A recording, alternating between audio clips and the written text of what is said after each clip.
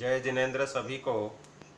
भव समुद्र सीमित कियो, सीमंदर भगवान। कर सीमित निज ज्ञान को, प्रगट्यो पूरन ज्ञान। मित्रों, उत्तम संयम धर्म का आज शुभ दिन है। संयमनः संयम अर्थात अपने उपयोग को सीमित करना, क्योंकि हमारा वैभव ही उपयोग है। इस उपयोग को अनादि से हमने चंचल कर रखा है। कहीं न कहीं पर पदार्थों में गेय लुब्ध होकर उसमें रचते पचते रहे हैं। जो गेय मिला उसमें आसक्ति की और उसमें हित मित प्रिय बुद्धि के कारण अनेक प्रकार से हमने कर्म के आश्रव किए। अब जब हमने उपयोग और स्वभाव वो एक माना, अपना उपयोग लक्षण जाना, तो विभाव भावों से इसको हटाना वह श्रेष्ठ कर्तव्य है। संवर अधिकार में समय सार में आते ही है गाथा, उपयोग में उपयोग है, क्रोधादि में उपयोग ना, बस क्रोध में है क्रोध, पर उपयोग में है क्रोध ना। क्योंकि उपयोग अपने स्वभाव का नाम है और ज्ञान दर्शन के व्यापार की परिणति वह उपयोग है, तो अपने ज्ञायक स्वभाव में, त्रिकाल ध्रुव स्वभाव में उपयोग को लगाना वह वास्तव में पुरुषार्थ है और वही निश्चय से संयम है। सिमंदर भगवान ने प्रकट किया ना, अभी हमने मंगलाचरण में किया, भव समुद्र सीमित कियो, सीमंदर भगवान। कर सीमित निज ज्ञान को, प्रगट्यो पूरन ज्ञान। प्रगट्यो पूरन ज्ञान, वीर दर्शन सुखकारी। सभी गुण अनंतता को हो गए।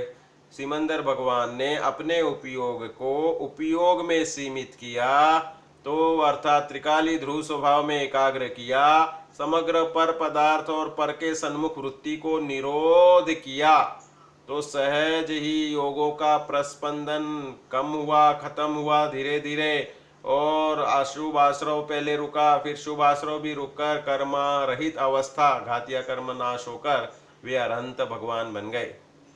इसलिए उसमें योग की परिभाषा ही समय सार में 134वें उसमें गाथा में आती है, शुभ अशुभ वृत्ति में तथा प्रवृत्ति में निवृत्ति में, जो चित्त का उत्साह है वही उदय है योग का।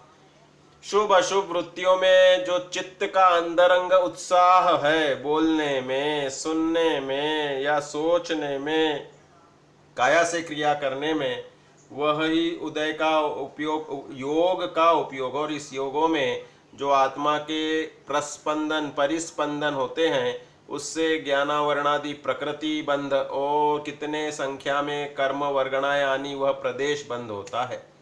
क्योंकि योग से प्रकृति प्रदेश बंद होते हैं और कषाय से स्थिति अनुभाग बनती है। तो मित्रों, अपने उपयोग की चंचलता को रोकना, अपने में सीमित करने से, स्वभाव में सीमित करने से, वह ज्ञानम ज्ञाने प्रतिष्ठते होकर के केवल ज्ञान रूप से प्रकट हो जाता है और उत्तम संयम धर्म से लोकालोक को जानने वाला केवल ज्ञानमय अवस्था प्रकट हो जाती है। इसलिए यह उपयोग को उपयोग में लीन करना, अर्थात स्वभाव को, अपनी वर्तमान पर्याय को स्वभाव में एकाग्र करना, यह वास्तविक संयम धर्म है। और सहज सम्यक दर्शन से जो अपनापन अपने स्वभाव में हो गया, तो ज्ञानी के प्रशम संवेग अनुकंपा आस्तिक्य प्रकट होते हैं। निरलगल रूप से उसका आचरण नहीं रहता, इसलिए उसके व्यवहार में प्राणी संयम और इंद्रिय संयम दोनों ही प्रकट होते हैं। 6 प्रकार के जीवों की हिंसा नहीं करना, 5 स्थावर और 1 त्रस, तो इन सभी जीवों की रक्षा का भाव और तदनुसार आचरण, वह है प्राणी संयम। और इंद्रिय संयम, 5 इंद्रियां, स्पर्शन रसना घ्राण चक्षु श्रोत्र, और जो इंद्रियों का राजा या अतीन इंद्रिय कहें जिसे मन, उस मन को कंट्रोल में, वश में करना, वह वास्तव में इंद्रिय संयम है। ऐसे 12 संयम को हम प्रकट करते हैं तो सहज ही वृत्ति अपने में सिमटती है और अपना स्वरूप ज्ञान दर्शन सुख वीर्यमय है। तो सुख में एकाग्रता करने से, वह स्वभाव में एकाग्रता करने से संपूर्ण रूप से शांति और आनंद का जन्म होता है। जो हमारे स्वभाव में है वह पर्याय में प्रकट होता है और वास्तविक रूप से वही हमारा पुरुषार्थ और हमारा प्रयोजन पूर्ण करने वाला कार्य है। तो यहाँ पर उत्तम संयम धर्म में जो ज्ञानी जीव है उसके सहज ही अनुकंपा होती है तो प्राणी संयम पलता है, और प्रशम अर्थात कषायों की मंदता होती है, तीव्र कषाय नहीं होता। तो नियम से अनुकंपा के साथ प्राणी संयम और प्रशम के साथ में कषाय का अभाव होने से स्वरूप सन्मुख वृत्ति होती है, और आस्तिक्य में देव शास्त्र गुरु के प्रति उसकी भावनाएं चलती ही चलती है। तो उपयोग को आलंबन में वह पंच परमेष्टि को रखता है, और प्रशम संवेग संसार शरीर भोगों से वैराग्य रहता है। तो सभी प्राणियों पर दयापूर्वक और इंद्रियों के कंट्रोल पूर्वक अर्थात सहज ही उसमें अपनी सीमित वृत्ति करता हुआ और फिर पूर्ण रूप से इंद्रियों का आलंबन छोड़ता हुआ ज्ञानी सुख को प्राप्त होता है। इंद्रिय जितने भी हैं इनसे होने वाले सुख ये हमारे सच्चे सुख नहीं है, अतीन्द्रिय सुख स्वभाव का वही सच्चा है। हे इंद्रिय सुख दुखमय अज्ञान इंद्रिय ज्ञान, अतीन्द्रिय ज्ञान सम्यक है सब सुखों की खान। होवे जितेंद्रिय स्वामी अतीन्द्रिय रूप ध्यावे, जिनवर समीप आते अपना स्वरूप पावे। हम जिनेंद्र भगवान के समीप इसीलिए जाते हैं कि वे जितेंद्रिय हैं और इंद्रिय सुख को उन्हें छोड़ दिया और अतीन्द्रिय आनंद घन स्वभाव का आश्रय लेकर परिपूर्ण अतीन्द्रिय आनंद में निमग्न है। और हम भी वही स्वाधीन निराबाद अतीन्द्रिय आनंद लेना चाहते जिसमें कोई खंड नहीं होता।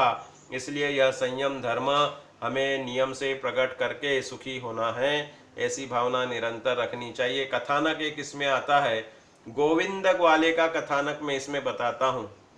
देखो कर्मों के उदय विचित्रता से लिए हुए कैसे होते हैं। किसी को तेज भूख लगती है और किसी को कम भूख लगती है। बहुत से हमारे पास पेशेंट आते हैं कि वैद्य जी साहब भूख नहीं लगती, कोई औषधि बता दो, और बहुत से लोगों को तीव्र भूख रहती है। हमारे गोविंद जो यहाँ था, ग्वाले का पुत्र था, तो उसके यहाँ पर जब गोविंद बच्चा पैदा हुआ, बड़ा हुआ, तो उसकी माँ ने बोला कि भाई तू अब बड़ा हो गया, तू कमा धमा, तेरी खुराक बहुत ज़्यादा है तो खर्चा कम पड़ता है। देखो सहज लोगों के संयोग कैसे होते कि पेट भर बेटे को नहीं खिला सकते या उतना पुण्योदय नहीं था उनका। तो वह गोविंद को बोला तू अपना काम खुद संभाल और अब घर में नहीं रहे, तू कमा के आना। इस तरह उसे घर से निकाल दिया गया। लेकिन बचपन में जब तक वह रहा तब तक उसे माँ ने देह से भिन्न तू शुद्धात्मा है, तू आत्मा ही है, शरीर नहीं है, शुद्धोसी बुद्धोसी ऐसे संस्कार देकर आत्म सन्मुख वृत्तियाँ उसे सिखाई और बताया कि भाई अपना कर्मोदय ऐसा खोटा है कि अब तुझे कुछ न कुछ आजीविका करनी पड़ेगी, इसलिए तू आजीविका करके प्राप्त होने पे ही घर में आना। लेकिन वह गोविंद ग्वाल वह भटकता रहा, उसे दूसरा काम मिला नहीं। तो फिर एक सेठ थे, जिन सेठ थे, और उन सेठ के यहाँ पर इसने बोला कि सेठ जी मुझे अपने काम पे रख लो। बोले हट्टा कट्टा मजबूत है तो इसको ज़रूर काम पे रखते हैं। और सेठ जी का काम कुछ लकड़ियों का औजार, लकड़ियों का सब फर्नीचर का कुछ काम था, तो इससे खूब लकड़ियाँ तुड़वाते थे और पेड़ों की लकड़ियाँ कटवाने के बाद में वह उसको बेचते थे और उससे फर्नीचर का काम चलता था। और उन्होंने जैसे ही इसकी सर्विस या उसको काम पे रखा तो बोल दिया कि इसको पेट भर के भोजन मत देना। पत्नी को बोल दिया। पत्नी ने जैसा ही किया, उसे कभी भी वो पूर्ण रूप से पेट भर के भोजन नहीं खा पाया। देखो कहानी कैसे ट्विस्ट लेती है, कैसे कैसे संयोग बनते हैं। गोविंद समता पूर्वक रहता था और अपने उस पूर्व कर्म को कोसता था कि मुझे पेट भर के खाने लायक भी पूर्व का पुण्योदय नहीं है। दिवाली के दिन आए तो उस पत्नी ने, सेठानी ने सोचा कि आज इसे पेट भर के खिला देना चाहिए, इसी के कारण तो हमारा धंधा फल रहा है, ये बहुत मेहनत से काम करता है। तो पेट भर के खाना भोजन कराया। तो वह उसके बाद में सेठ जी के पास पहुंच गया उसी दिन और बोले सेठ जी मेरी यह शर्ट भी बहुत पुरानी हो गई है, आज अच्छे से मेरा भोजन हुआ है, अब आप मुझे इस वस्त्र के लिए भी थोड़ा सा पैसा दे दें, दिवाली का त्यौहार है, सब देते हैं। लेकिन वह सेठ ने उसका जैसे ही वह सुना तो वो पत्नी के ऊपर कुपित हो गया और गुस्सा हो करके वहाँ जा कर के पत्नी को भला बुरा कहने लग गया, झगड़ा करने लग गया कि तुमने मेरी आज्ञा का भंग किया, क्यों इसे पेट भर के खिलाया। तो पत्नी ने बोला इससे ही तो है, सब आपस में उलझते रहे। लेकिन वह गोविंद को देख करके यह लगा कि मेरे कारण इतनी अच्छी मां समान इस सेठानी को अपमानित होना पड़ा, इसलिए उसने वहां से काम छोड़ दिया और सोचा मैं ही अपनी लकड़ियों को बेचने उधर जाऊंगा बाजार में। खूब लकड़ियां काट के वह ले जाता, बेचने की कोशिश करता, उसके बड़े गट्ठर सस्ते में भी बेचने की कोशिश करे तो भी कोई लेने तैयार नहीं हुआ पहले ही दिन। तो उसी समय वहां से मुनिराज निकले और मुनिराज को देखते हुए लोग जय जय करते हुए सहज उनके पीछे जा रहे थे। तो वह गोविंद भी उनके पीछे हो गया कि सोचा देखें ये तो इनके पास वस्त्र भी नहीं है और ये तो अपने धर्म शिरोमणि है। मुझे बचपन में माँ ने बताया था कि इनका सामीप्य वह सुखद होता है और अनेक कर्म की निर्जरा का निमित्त बन जाएगा, देखते हैं मेरा पुण्य जोर मारता है क्या। मुनिराज वहां से जिनालय में गए, विधि लेकर आहारचर्या के लिए गए, पीछे पीछे मौन से श्रावक गए, उसमें ही गोविंद भी चला गया। तो सब श्रावकों को आहार महाराज जी के आहार के पश्चात भोजन कराया गया। तो ये खुश हो गया, पहली बार इसने दूसरी बार भोजन पूरा भर के पेट भर के खाया। तो उसने सोचा ये काम अच्छा है। तो मुनिराज से बोला महाराज आपके समान परिणति मेरी तो है नहीं, लेकिन मैं इस अवस्था को श्रेष्ठ मानता हूँ, मुझे आपके साथ रख लीजिए। मुनिराज ने उसे परखने के लिए कुछ दिन साथ में रखा। श्रावकचर्या पालने के बाद देखा कि इसके ज्ञान वैराग्य में वृद्धि हो रही है। तो उसने मुनिराज ने सहज ही उसे कहा कि ठीक है, तुम्हारी अगर इच्छा है मुनि दीक्षा लेने की तो मैं तुम्हें दीक्षित भी करता हूँ, लेकिन ये सुन लो कि अब तुम्हारी आयु सिर्फ 3 दिन की रह गई।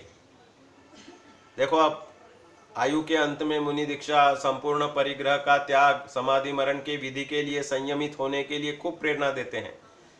मुनिराज ने उसे कह दिया 3 दिन का है, दीक्षा के दिन तो भोजन नहीं लेना ये नियम होता है, अर्थात आहार नहीं मिलेगा। बोले बिल्कुल, मैं तो कब से ऐसा भूखा ही रहा हूँ, धर्म